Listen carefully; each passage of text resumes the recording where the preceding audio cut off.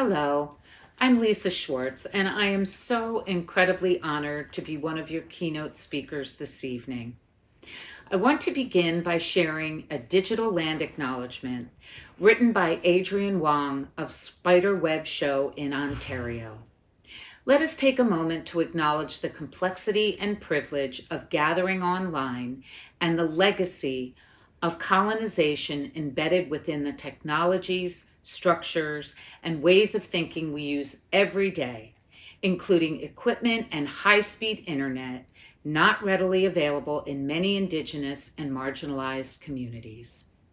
I also gratefully acknowledge that the land on which my home office stands is part of the ancient homeland and traditional territory of the Nantego or Nanticoke, Piscataway, and Susquehannock people. I pay respect to Nantego, Piscataway, and Susquehannock peoples, past, present, and future, and their continuing presence in the homeland, and I strive to hold space and value the perspectives that these nations share regarding their histories, cultures, and traditions. This is not how I thought I would be dressing all of you this year, but I am nonetheless grateful to be able to welcome you to this very special 27th Annual Northeast Regional Folk Alliance Conference. Please allow me to digitally embrace you and thank you for supporting this wonderful event. I am sure that this is a very different meeting than what any of us imagined as we looked forward to our annual NERFA family gathering this year. We hoped that it would be safe for us to be together, but unfortunately, not just yet. So here we are once again with our digital chaperone. Honestly, I think it's wonderful to have a way to be together, even when we're forced to be apart. Of course, nothing could properly replicate the lobby of the Garage Mahal in Connecticut, so we will just have to use our imaginations. What an incredibly difficult time we've been living through, especially for our industry. Almost at once, and with very little warning, we were immersed in silence. All live music ceased. Tours, concerts, festivals, and recording sessions were canceled, then rescheduled, canceled again, rescheduled. Well, you get the picture. Pretty much everything in our everyday lives was canceled. Speaking to the musicians and artists now, I know that you struggle to create and to somehow connect with your audience. You could do digital shows, but how are you going to engage with your fans when the feedback loop was broken? How would you know if you were just singing into the void? I know there were a lot of Bueller, is anyone out there moments? So how exactly could your fans tell you that they heard you loud and clear, and more importantly, that they still loved you? Emojis. These little illustrations became the liaisons, the special envoys delivering messages of hope. Who didn't love seeing the floating hearts and smiling faces and clapping hands? To me, it was like seeing the ship off in the distance after being stranded on that proverbial desert island, letting you know that you're not alone. See, at times like this, it's the little things that matter the most. And then the improbable happened. A level of intimacy between artist and audience was created like never before. Everyone had a front row seat, and you knew they were listening because they told you they were. You had to stay engaged to make sure that your audience was staying engaged. And the feedback loop was once again in place. Everyone learned to be a little more present. This is what happens when you can't take something for granted. Seeing and hearing you sing and play on our computer or TV screens was a gift, and one that we quickly learned was something to be cherished. We were somehow closer to you now than ever before, and we weren't going to squander this opportunity. But was it enough? I spent a lot of time coaching and mentoring, talking, and most importantly, just listening to so many of you who were struggling to stay connected, not just to your audience, but to your sense of self and your own creative process. You were asking, well, just who am I if I'm not a traveling musician? If I'm not able to sit next to my bandmates and collaborate? If I'm not able to actually hear the applause? Looking deep inside of yourselves took great courage, and I was so impressed and heartened by what so many of you chose to do next.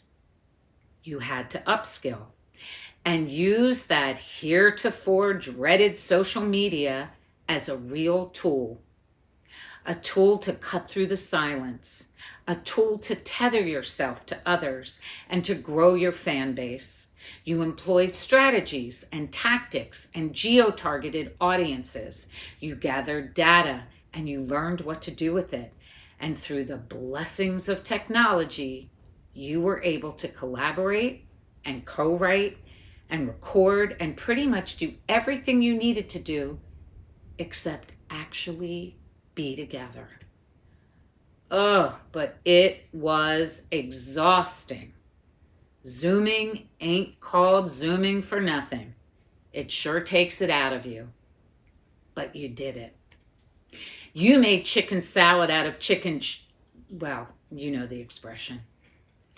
And you became your own silver lining. Through adversity, creativity found a way. See, what this giant pause has done has forced all of us to reevaluate the concept of time and our relationship to it. No more racing around, no more paying half attention, no more multitasking.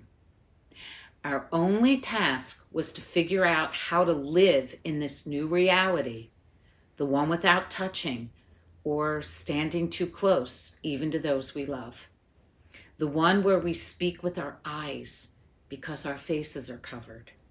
The one where we have to learn to communicate more effectively and efficiently because, well, we're not able to be in each other's presence. So all the nuances are gone. 2020 is a phrase that refers to visual clarity and, not so coincidentally, the year that sparked this new reality, and one that, along with 2021, I'm affectionately calling the hangover year, has surprisingly provided a tremendous opportunity for us to truly see our world and ourselves, perhaps for the very first time. For me, the silver lining was the duality of masks. At a time when our very lives depended on wearing a mask, for some folks, their masks came off, and we got to see who they really were beneath all those smiles. I might have thought I knew who they were, but now I was being shown who they were, and there was no denying it. I also learned to breathe. I mean, really breathe. There's something about wearing a mask that forced me to focus on my breath and how often I was actually holding it. If finally seeing some people for who they really are and learning to breathe are just some of the positive byproducts of this incredible time, then I'm truly grateful.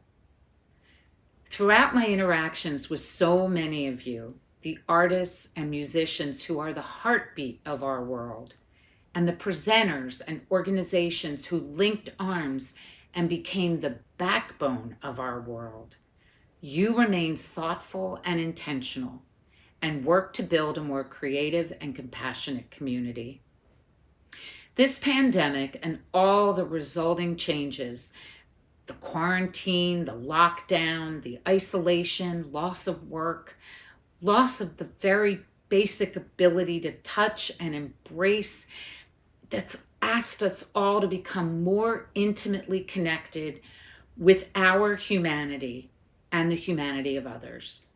Now we must be forward thinking, This is a call to action, inviting clarity, commitment, and discernment. The weeks and months ahead, as we emerge from our collective chrysalis, call for perspective. We are being asked to examine our values, our hopes, our dreams, our wishes, and above all else, our abiding commitment to making the world a better place. I believe that's what you do when you share your art with the world. You are working to make it a better place. These past 2 years, and no doubt this upcoming year, although challenging, will continue to remind us of who we are and present us with a chance to not just bear witness, but to experience growth and change. Maya Angelou said, "Without courage, we cannot practice any other virtue with consistency. We can't be kind, true, merciful, generous, or honest." While by no means do I wish to diminish the stress and heartache, grief and difficulty suffered by so many, I do want to celebrate all the silver linings as little victories and acknowledge how hard you all worked to make the very best out of an impossible situation. Personally, I have appreciated the opportunity to take stock of what is really important and to cherish those moments and the people who fill them.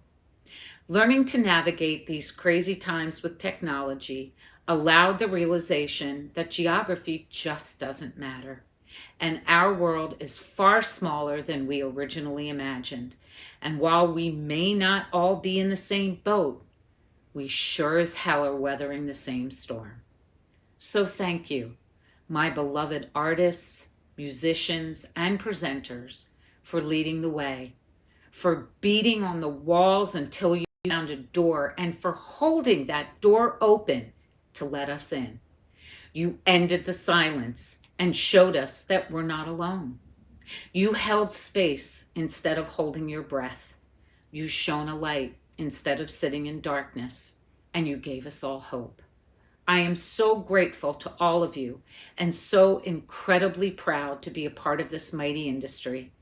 Music truly is the connective tissue that binds us. Until we can all be together again, please take good care. Wear a mask when needed, the cloth timed. And if you haven't done so already, please get vaccinated. Let's all do everything we can to give live music a shot in the arm and ensure that we can gather together in person next year. With profound thanks and love, I wish you a good evening. Thank you.